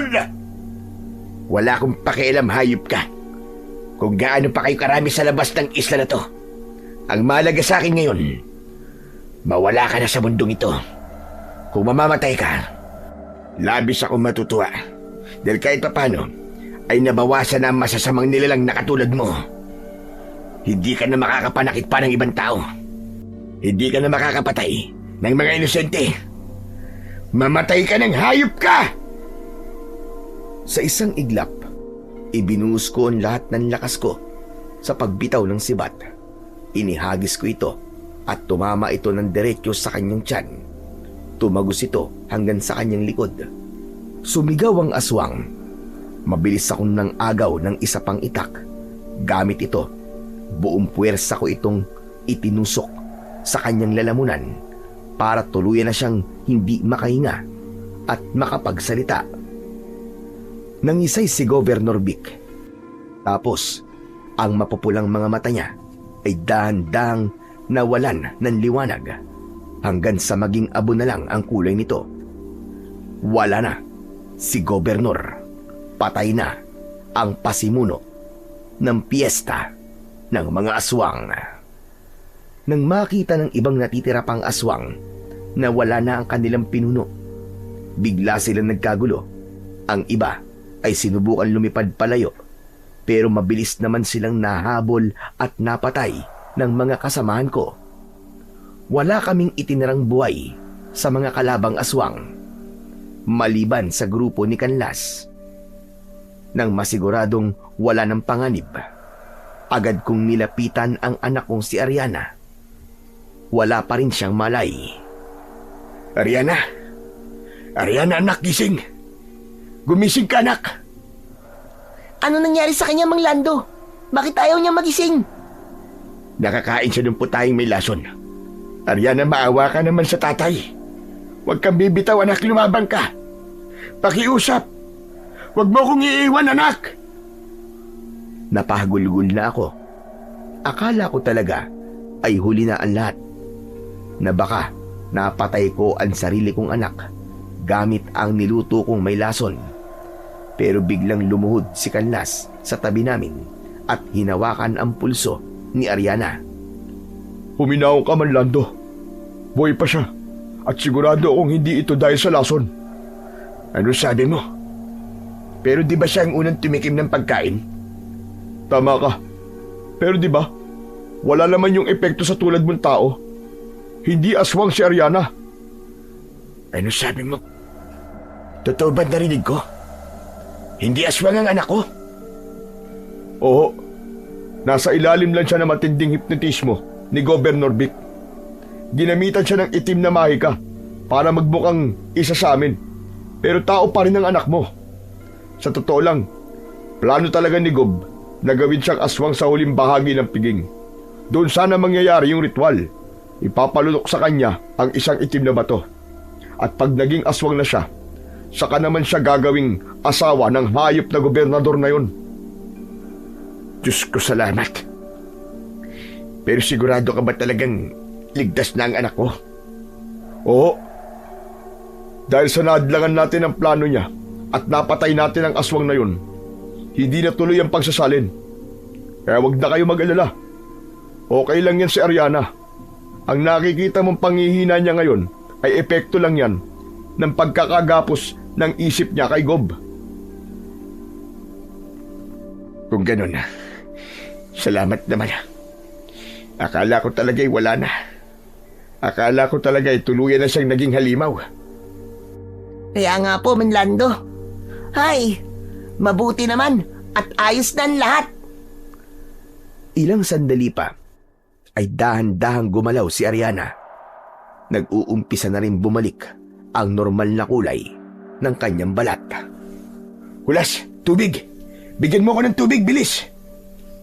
Mabilis na tumakbo si Kulas papunta sa kusina at kumuha siya ng isang basong tubig. Nang makakuha na, ay agad niya itong ibinigay sa akin. Nanginginig ang kamay ko habang tinatanggap ito. Agad kong hinubad ang kwintas ko na may mutya ng luya at ibinabad dito sa tubig. Ilang sandali pa, nang unti-unting nagmulat ng paningin si Ariana, agad ko siyang kinausap. Ariana, anak, uminom ka nito. Sige na. Pilitin mong lumunok kahit konti. Dahan-dahan kong itinaas ang ulo niya at ipinainom ang tubig na pinagbabara ng kwintas. Nung una ay parang nasusuka siya, pero pinilit ko siyang makainom kahit na kaunti. Ilang sandali lang, biglang napabalikwa si Ariana. Habol niya ang kanyang hininga. Tay? Wala na sila, anak. Tinalo na namin sila lahat. Huwag ka na matakot. Nandito na si tatay. Hindi kita pababayaan, anak. Niyakap ko siya ng maigpit at sa pagkakataong yon ay masayang masaya ko na muli kong naramdaman ang mga yakap niya pabalik sa akin. Sa wakas, nakabalik na sa akin ang anak ko. Mang Lando, umuwi na po tayo. Gusto ko na din pong makita ang mga magulang ko. Oo, Kulas. Uuwi na talaga tayo. Uuwi na tayong lahat. Ikaw, Kanlas, sasama ka ba sa amin? Hindi po. Dito na lang po kami. Pero maaari po namin kayong ihatid gamit ang mga bangka. Ano? Pero bakit? Ayaw mo bang makita ang mga kapamilya mo? Gusto po. Pero di na pwede. Hindi po kami pwedeng sumama. Kami na mga kasama ko. Mga aswang na kaming lahat eh. Ang dugo namin ay hindi nakatulad ninyo. Hindi magugustuhan ng mga tao sa labas sa mga kagaya namin. Matatakot sila at baka patayin pa nila kami. Pero hindi naman siguro, Kanlas. Di na po talaga. Ayaw din po kasi naming makasakit kami ng iba kapag nagutom kami o kapag hindi namin makontrol ang mga sarili namin. Kaya sa islang ito, dito na kami maninirahan. Dito na kami mananatili kung saan walang madadamay na inosente. Yan ay kung ayos lang po sa inyo. Aba, ayos din naman yun, Sir Canlas. Sa ganda ng lugar na to at sa laki ng mansyon na yan, magiging masaya ang buhay niyo dito. Lahat ng gamit ni Gob sa inyo na. Mabubuhay kayo ng marangya at masaya. Nagkakamali ka, Kulas. Ang mansyon at ang buong isla na ito na ang aming kulungan. At dito na kami makukulong habang buhay. Malayo kami sa totoong mundo kung saan naroon ang tunay na kasiyahan. Akala mo ba ay masaya dito? Dahil lang sa maganda at malaki ang mansyon? Opo. Parang ganun na nga po. Hindi ganun, Kulas. Hindi material na bagay ang makapagpapasaya sa tao. Kahit ginto pa ang higaan mo, kung malayo ka naman sa pamilya at sa mga mahal mo sa buhay, wala rin kwenta yun. Ang tunay na kayamanan ay ang kalayaan at ang kapayapaan ng loob. Yun ang wala kami rito. Natahimik si Kulas. Marahil ay naisip niya na tama ang sinabi ni Canlas. Pagkatapos ng pag-uusap nila, ay tumingin sa akin ang pulis. Tumango siya sa akin at sinabing hindi na magbabago ang desisyon niya. Sige, kung yan sa tingin mo ay makakabuti para sa lahat, ayos na sa akin. Pero bago tayo maghiwa-hiwalay, gusto ko magpasalamat sa iyo, sir. Kundi dahil sa tulong mo, baka nahihirapan akong iligtas silang lahat. Hindi po. Ako ang dapat magpasalamat sa inyo eh. Dahil kayo ang tumapos sa paghihirap namin sa kamay ni Gob. Salamat, Manlando. Hindi ko makakalimutan ang tulong mo. Sige na ho, lumakad na kayo. Kami na ang bahalang maglinis dito. Sige. Salamat ulit, Canlas. Inutusan ni Canlas ang iba niyang kasamaan na samahan kami sa pangpang at ihatid sa bayan gamit ang mga bangka na naroon. Naglakad na kami kasama ang iba pang nailigtas na mga tao. Akay ko si Ariana hanggang sa makasakay na kami sa bangka. Tay, makakauwi na ba talaga tayo? Oo, anak. Iuuwi na kita sa bahay. Ilang sandali pa ay umandar na ang motor ng bangka. Maingay ang makina pero masarap sa pakiramdam ang hangin na tumatama sa aming muka. Tumingin ako sa isla habang papalayo kami. Nakita ko sa huling pagkakataon si Canlas. Kumuway naman si Kulas at kahit medyo malayo na kami, alam kong nakita niya yon. Dahil kumaway din siya pabalik. Pagdating namin sa pantalan ng bayan, dahan-dahan kaming nagsibaba. Inalalayan ko si Ariana na medyo hilo pa pero nakakatayo na ng maayos. Ang ibang kasama namin ay isa-isang nagpasalamat sa akin at kay Kulas bago sila nagkanya-kanya ng lakad pauwi. Samantala, ay hindi ko na muna inihatid si Kulas sa kanilang bahay. Inayos ko na muna siya, pinaliguan at binihisan para mawala ang mga patak ng dugo at dumi sa kanyang katawan. At nang sumikat na ang araw, saka ko siya pinayagan na umuwi. O sige na, umuwi ka na. Magpahinga ka ha. Matulog kang maghapon. Opo, Manlando. Pero, pwede po bang makiusap sa inyo? Ano ba yun? Pwede po bang pakisabi po sa bayaw nyo?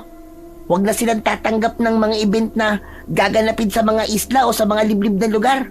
Di na baling sa mga binyag na lang po kaya sa mga kasal sa kanto.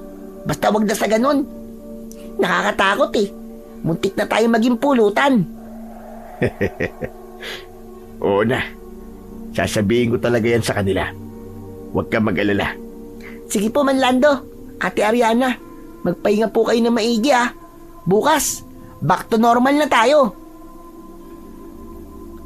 Naglakad na ang bata palabas ng aming bahay. At nang mawala na siya sa aming paningin, agad ko namang inasikaso ang paghahanda ng agahan naming dalawa ng anak kong si Ariana. Samantala, pagkalipas ng halos isang buwan, naging usap-usapan sa buong lalawigan ang biglaang pagkawala ni Governor Vic. Walang makapagsabi kung nasaan ito. Maraming haka-haka, pero kaming dalawa ni Kulas at ang iba pang mga nakaligtas sa kalupitan ng aswang na yon ay hindi nagsalita. Nanatili kaming tahimik at pilit na kinakalimutan ang masamang bangungot na naranasan namin sa islang yon. Alam namin kapag nagkwento kami tungkol sa mga aswang, baka mapagkamalan pa kaming mga baliw. Hanggang sa nalaman namin sa mga balita na madami palang kasong nakasampa sa kanya mula sa korupsyon, paglustay ng pondo, hanggang sa mga usapin ng kidnapping sa lalawigan. Kaya naman yung pagkawala niya, inisip na lang ng mga tao na tumakas ng ito at nagtago para iwasan ang mga kasong isinampa laban sa kanya. Unti-unti nakalimutan siya ng mga tao at bumalik kami sa dati naming buhay. Payapa, masaya at malaya.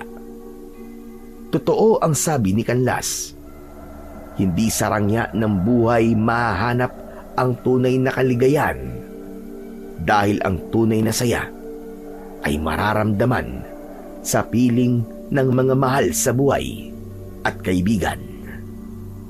Naisip ko din minsan si Kanlas at palagi ko rin siyang ipinagdarasal na sana ay maging masaya at payapa na din siya sa isla kasama ang kanyang mga tauhan.